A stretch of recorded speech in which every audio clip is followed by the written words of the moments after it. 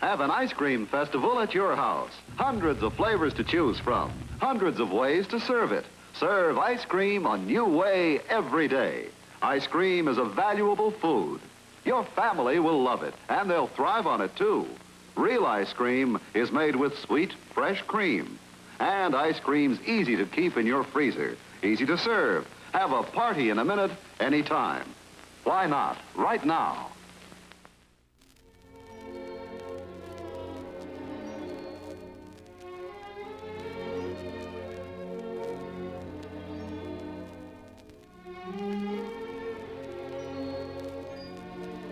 Hi guys, it's Fiverr and welcome back to another episode of Sugar Candy Miniatures. Today I'm taking you through how I painted the freehand details on my Strawberry Sundae Knight Meltdown. I really enjoyed painting these knights. I don't know what it is about them, but I just find the sculpts really inspiring, and they're such a great canvas for freehand. Freehand seems to be intimidating to a lot of people, but for me, as much as I complain about being stuck in the checker zone or painting freehand details when I could be moving on to the next miniature, it's honestly my favorite thing to do, and I just love how it adds something a little bit special and ties a whole project together. So for this night, I also was experimenting with painting in sub-assemblies, which is something I had never done before. But when I was painting the mint chocolate chip night, there were a lot of areas that I just couldn't reach very well, so I thought I'd give painting in sub-assemblies a try. Spoiler alert and verdict for you, I did not like painting in sub-assemblies. I found it harder to balance the overall color and style of the mini that I was going for. Like, I just couldn't put it all together and be satisfied with it. So midway through this project, I just started gluing things back together because I really didn't like the sub-assembly process.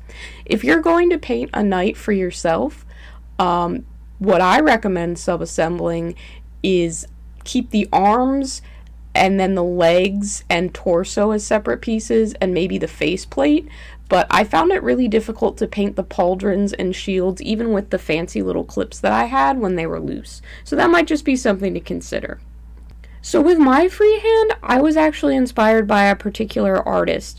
There is this style and wonderful simplicity to the backgrounds in Sleeping Beauty, and that was all done by a specific artist, which I'm gonna show you a little bit more about.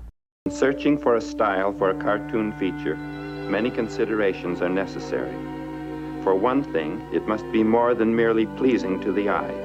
The backgrounds must harmonize with the animated characters, as well as fit the mood of the story and the music.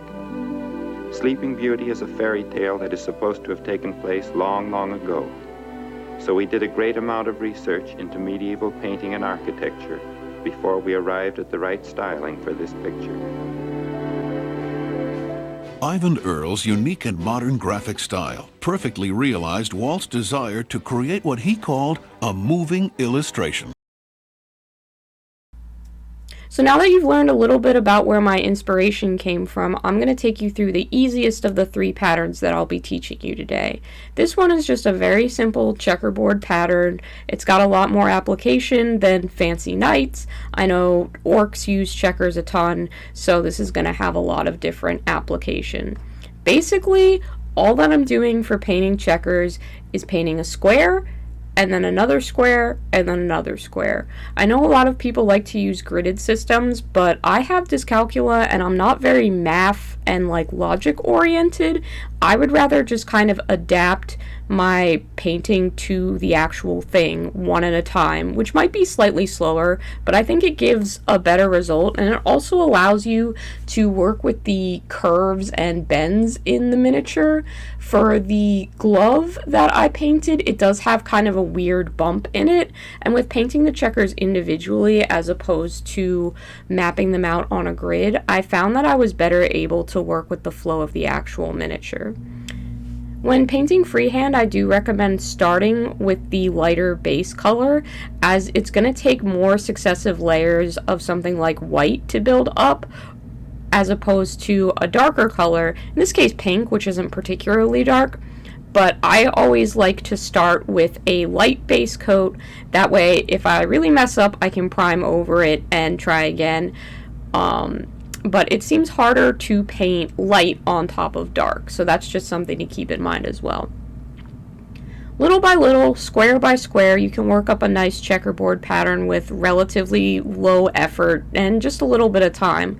I think this one looks nice, but this knight has a lot more going on, so let's move along to the next pattern. Alright, so this one, I don't really know what the application for regular painting is going to be outside of waffle cone texture. For me, this is waffle cone, and this is one of the most essential textures that I use in painting these miniatures. With candy paint jobs and candy color schemes, communicating that something is food can be very difficult based on color choice alone. I struggle with it a lot with chocolate to make sure that the chocolate looks like chocolate and not dirt or anything else. Waffle cone is one of those things that immediately pulls you into a space of this is made out of food, this is made out of candy. So it's something that I needed to adapt to and get good at painting because it was pretty essential for nearly every color scheme that I wanted to paint. And I used to suck at painting waffle cone. Fortunately, I got better over time, and this one does really take some practice. You need to be able to pull a straight line, which isn't exactly the easiest thing to do in art. This one's going to take a little bit of practice. You want to make sure that your paint is at a decent consistency. I like to make sure it's thick enough where I don't have to do multiple passes, but it does have a nice kind of flow to it. If it's too watery, it's going to go everywhere, but if it's too thick, it's going to blob up and not actually do what you want it to do. I find that Mornfang Brown tends to work straight from the pot, which is the color that I usually use for this, but you may find that you need to actually thin your paints a little bit. I'm usually not an endorser of thinning paints, but this is one of those rare times. Basically, you just want to start from one corner and pull diagonally across the miniature to the other. You want to try and do that in one solid brush stroke. You can practice on a spare bit of card, on your paint palette, wherever you find that you have something that you're not worried about messing up, just until you get a feel for it. Try to keep your brush strokes for your practices about the same length as what you're actually working on the miniature. Now, I didn't manage to do that every single time because this pauldron is rather a large piece, and sometimes the angles were a bit strange. I like to go, and again, I'm not mapping out a grid or anything because I don't really think in math, I just think in visuals, but you're just trying to evenly space diagonal lines across the pauldron. I wanted to try and keep in mind that it should look the same on one pauldron as it should for the other. So I did try. I don't know that they matched up perfectly, but fortunately I'm not entering this in any kind of painting competition. And most people are just like, wow, cool candy night. And they're not going to go in and be counting the individual diamonds in it to make sure that they match up. So don't worry about it too much. Once you've got your initial set of diagonal lines, you're going to do the exact same thing, but in the opposite direction. This can be tricky to get a feel for, to actually establish what looks right. Whereas with checkers, the squares seem to fit in between one another really well. It can be difficult to get a sense for what actually creates the diamond pattern that you're looking for. I recommend just running your brush over where you think it should go. If your miniature is completely dry, you can even get your brush slightly damp and practice painting it out with just streaks of water and then, dabbing that away or making sure that dries. So you can really get a feel for where you want to put those lines and what looks right to you. When I first started painting waffle cone, I had a really tough time with getting the diamond pattern to look right. So this helps. Once you've got the spacing for your next set of lines, you just go ahead and do exactly what you did before. Try and pull those straight lines in a single stroke if you can. And then you'll have this kind of you'll have this diamond lattice pattern, which I used to just stop there and it looks completely fine and serviceable, and in some areas that's what I left because I just liked how that looked. But for this, since it's such a big area, we can make an additional detail that's just going to add a little bit of depth to the paint job. In the upper half of the diamond, where if you divided the diamond in half and made two triangles, on that upper triangle, if you paint the top V with a lighter color, I'm using just, I think it's pale sand that I had lying around, but really any kind of tan or white is going to work just fine for you. Just paint in that little V for the highlight. You want to try and paint it inside the diamond as opposed to outside or on top of the grid line. You're just adding a highlight there, and having that grid line, that dark brown against the off-white, is gonna give it a depth and a shading that's gonna look really cool. So you would just do that for all of the diamonds. You can even make the highlight slightly smaller as you come down the pauldron to kind of give it an additional sort of shine and illusion of highlight to it. It depends on where your waffle cone texture is placed and what's going to work best for you. We do interrupt this tutorial to bring you a shout out of our top tier patrons. Paul, No, and Annie, you guys are the best. Thank you so much. As a bonus for getting this far in the video, I'm including a secret tutorial from my cat, Achilles. For this Strawberry Sundae night, I had the need to make a giant spoon weapon for the night. So I gave Achilles, who loves to chew on things, a Dairy Queen spoon and let him go ham with it. He did often pick it up and run from one end of the room to the other with it in his mouth. However, I did not manage to get any footage of that because he is like a furry little comet. Anyway, if you can safely supervise your cats and need a plastic spoon weathered, this is a free way to get that done. I now resume our regular tutorial. So this is the one where I really had to think about how I want to do this. I definitely wanted to go with that medieval kind of folk art style. And thinking about it, I tried to break the pattern that I wanted to get down into 3 colors. I didn't want to use any more than that because, like I said, I don't usually thin my paints. Any more than 3 is going to create a bit of a texture buildup that most people are going to think is me just not being very good at painting freehand. And I want people to think that I'm good at painting freehand. So I definitely looked into the art from Evan Earl that we covered before and went and analyzed that and found that you can get away with having just one color for the shadow, one color for the highlight, and one color for the base tone. Just like painting miniatures, there's nothing more complicated to it than that. So with this pattern, I started by mapping out the highlights first. I went and took the lightest color that I was going to be working with and drew out a swirl pattern for the vines.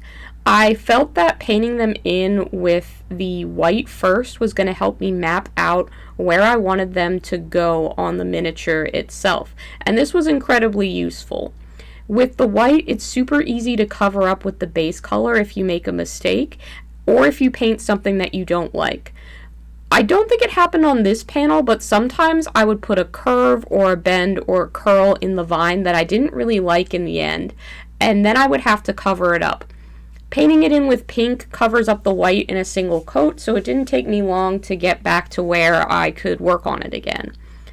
I also paid attention to the shape of the miniature, and I tried to think about where to place the strawberries and the curves of the vine so that they would complement the sculpt. So I kind of wanted to create the illusion of an outline, and then anything that was going to have a lot of detail, curve outwards towards the edge of the miniature. I wanted to curve inwards towards the center where I would have more room to work and add detail. Once you have your basic shape outlined, which is nothing more than a couple of curving lines and little white blobs for where the strawberries are going to be, that's when you go in with the red. With the red, you want to fill in the majority of the blobs you made for your strawberries, but leave just a little bit left so that you can have a highlight. I also found places where I wanted to put leaves, so for that I would have left a couple of brush strokes with white, and then what I was trying to do was to just hit the other side with the red, so you would have that vibrant contrast of white leaves on one side and red on the other. And the white we're also going to add some dark brown details to. If you want to, you can also add some additional red to the white curving lines that you did. I found this just added a nice pop and kind of enhance that medieval design that I was going for. You want to make sure the point of your brush is really fine, and since you've been practicing pulling those nice lines after doing the waffle cone pattern, you're just doing the same thing but in shorter strokes, trying to get that curve that you want in a single line. Now that you've got the first layers put in of both the white and the red, it's time to do the brown details. For this, I just painted in the top of the strawberry, which is just a couple of curve shapes on the top and a little stem. It's not that complicated of a shape, and it brings it all together to make that blob look less like a blob and more like a strawberry. I did go back to where I had the white halves of the leaves, and I just hit the underside of them with dark brown so that they would look more like a stylized leaf than a random blob of white. I did also go back to the curving vine and added in brown, pretty much trying to think about where it would be opposite the red to give the illusion of a shadow. Now these are looking pretty good and they're nearly done. The last thing we have left to do is just to dot some seeds on the strawberries, and that's it. If there are a couple places where the red or the brown has spilled into white that you are going to be bothered by or want to fix up, you can do those cleanups now. But that's it. That is all you have to do to achieve this really cool medieval strawberry and vine pattern. I can easily see someone putting in some flowers instead of strawberries, or adding in like some crossed swords with these leaves around it. There's all kinds of patterns you can practice and do, and there are tons of shapes that you can break down until they are just their shadow, highlight, and mid-tone, so you can get that wonderful stylized look. That's really all there is to it. Thanks for sticking with me to the end of the video, guys. I really appreciate it. I hope you enjoyed this one. I can't tell you how much fun I had painting up these knights, and I'm honestly really sad that I don't have any more big knights left to paint. If you want to maybe contribute to that happening at some point, feel free to buy me a coffee, support me on Patreon, like, comment, subscribe, do all that wonderful YouTube stuff, and let me know what you thought of this video. I'd love to hear from you guys. And I will see you in the next one. Bye!